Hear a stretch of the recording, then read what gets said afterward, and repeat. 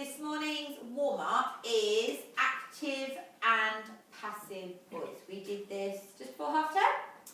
And we do what? What do we think about? What's our way of remembering what this is? It's the thing I spelled wrong, not the casual connectives, the other thing I spelled wrong. We have renamed them. By zombies. By zombies. Little things like Luna that zoom around really fast. So, I was really trying not to say so.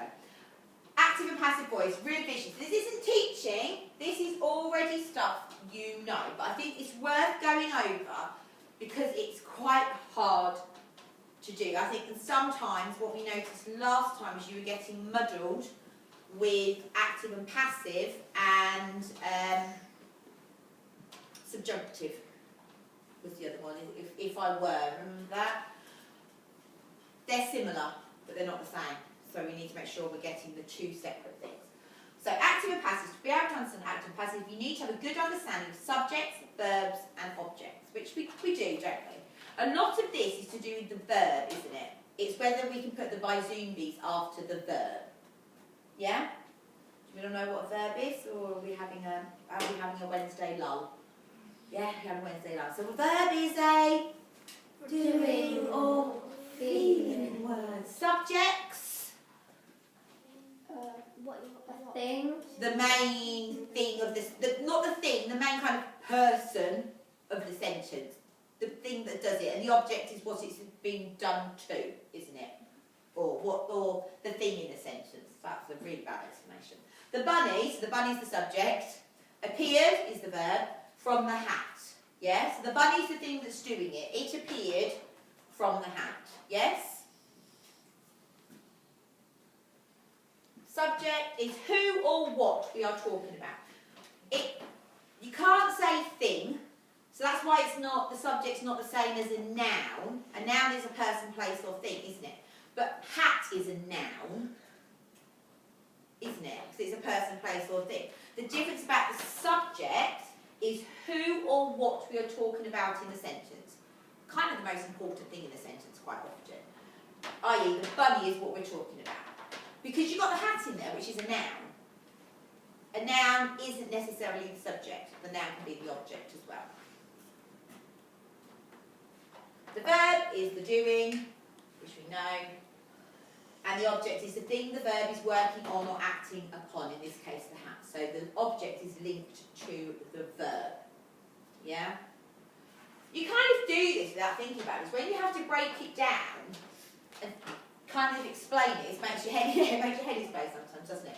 In English, active sentence, you use active all the time. When we say use active and passive, you don't need to try and use active. You already use active all the time. It's putting the passive in to show that contrast between them. In active sentence, the subject forms the action to the object. The family boarded the plane. The boy ate the broccoli. You wrote the story. You read your book. The child fell over. You know, you use those all the time. The planes bombed Britain. The German planes bombed London. Passive.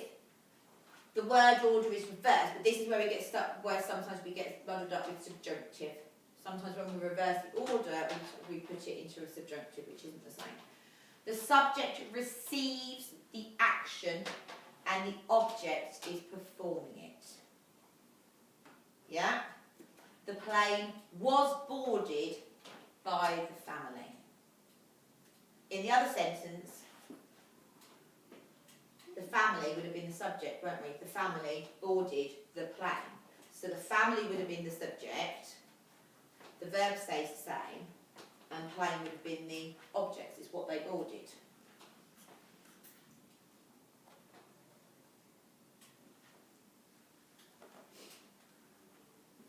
The family are still performing the verb, but the preposition word by is added to show, which is why we always try and remember it by zombies, don't we? By. The plane is now the subject, but is receiving the action. The verb boarded comes after a past tense form of the auxiliary verb to be, was or were.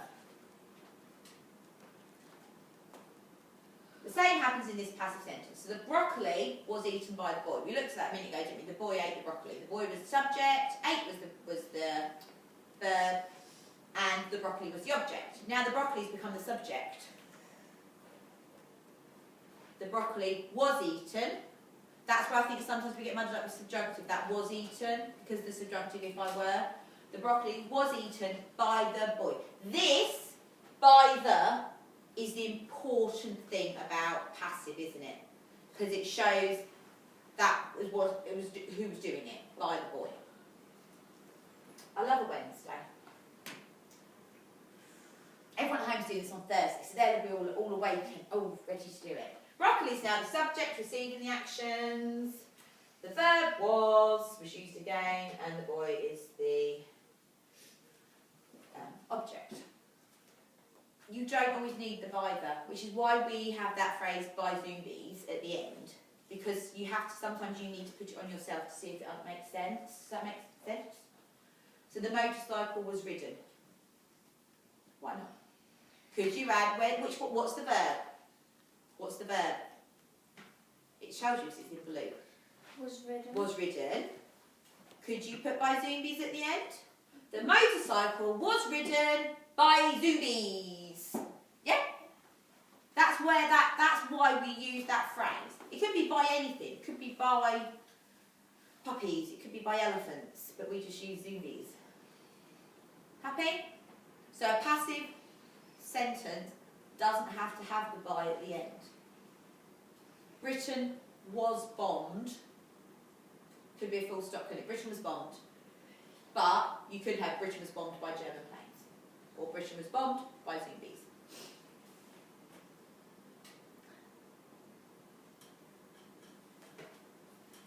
It was stolen. What's the verb?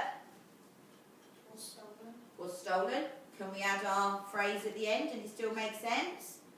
It was stolen by Zombies. The subject is it. You kind of, the object's not there, is it? At the end of the sentence. Okay, ready for quiz? 1, 2, 3, 4 sentences. Which sentence is written